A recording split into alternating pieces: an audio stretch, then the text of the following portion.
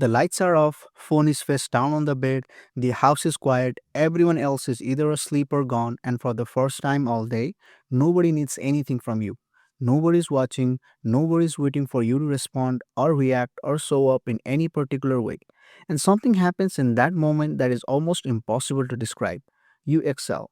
Not just air, something heavier than air. Something you didn't even realize you had been holding all day. And then slowly, someone shows up in that room.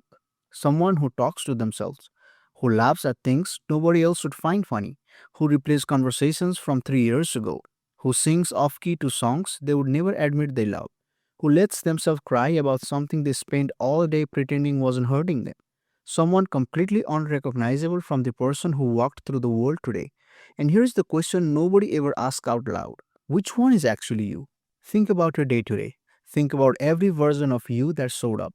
The you that walked into a room and immediately adjusted, softened something, sharpened something, smiled when you didn't feel like smiling, laughed at the right moment, said the right things, held back the wrong ones. And now think about who you are right now, in the dark, alone, with nobody watching. Those two people barely resemble each other. And if you're honest, really honest, the person who you are when nobody is watching feels more like home than any version of yourself you showed anyone today. But here is what nobody talks about: the gap between who you are in public and who you are alone. That gap has a cost, and most people are paying it every single day without even realizing it. Here is what psychologists call it. Erving Goffman, one of the most influential sociologists of the 20th century, had a theory called dramaturgical analysis. And his idea was brutally simple: life is a performance, every single day, all of us, without exception. He said when we are around other people, we are on the front stage. We are performing, managing impressions, controlling what people see and think and feel about us. And when we are alone, we are backstage. And backstage is the only place the costumes comes off. Not because we are fake in public, but because being around people requires a version of us that can survive being seen.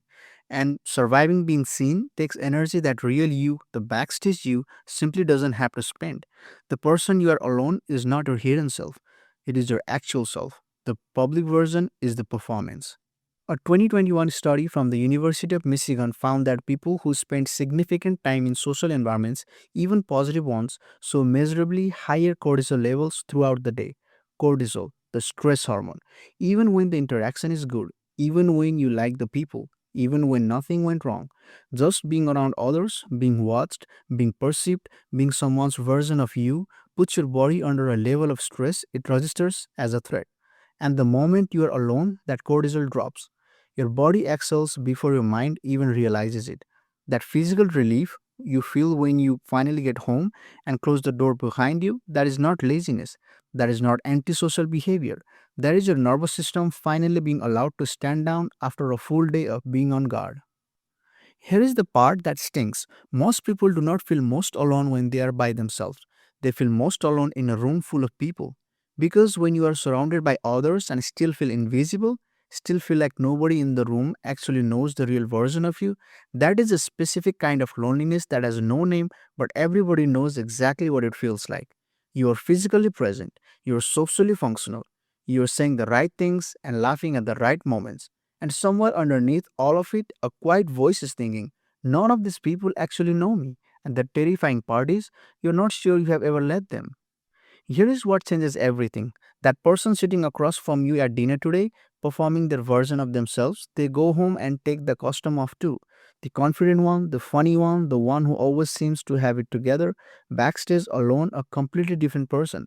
A 2019 study published in the Journal of Personality found that almost every human being maintains what researchers called a private self that is measurably different from the public self. Across every culture, every age group, every personality type studied, every single one. You're not the only one performing. You're just the only one who can see your own backstage.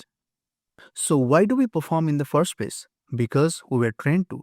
From the moment you were old enough to be seen, you were taught that who you actually are needed to be edited before it could be shown to the world.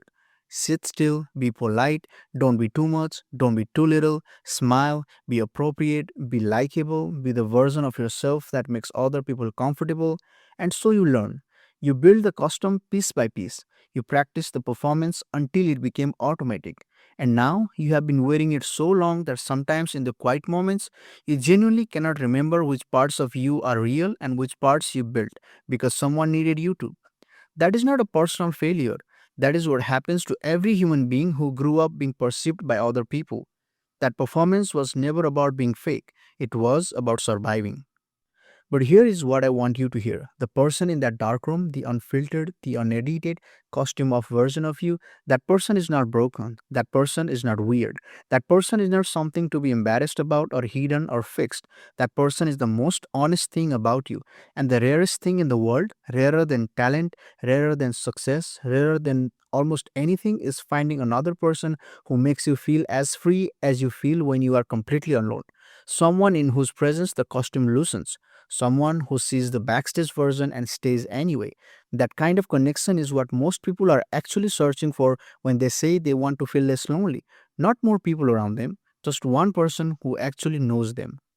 Now go back to that room. Lights off, phone face down, quiet, the costume finally off after a full day of being someone people could understand.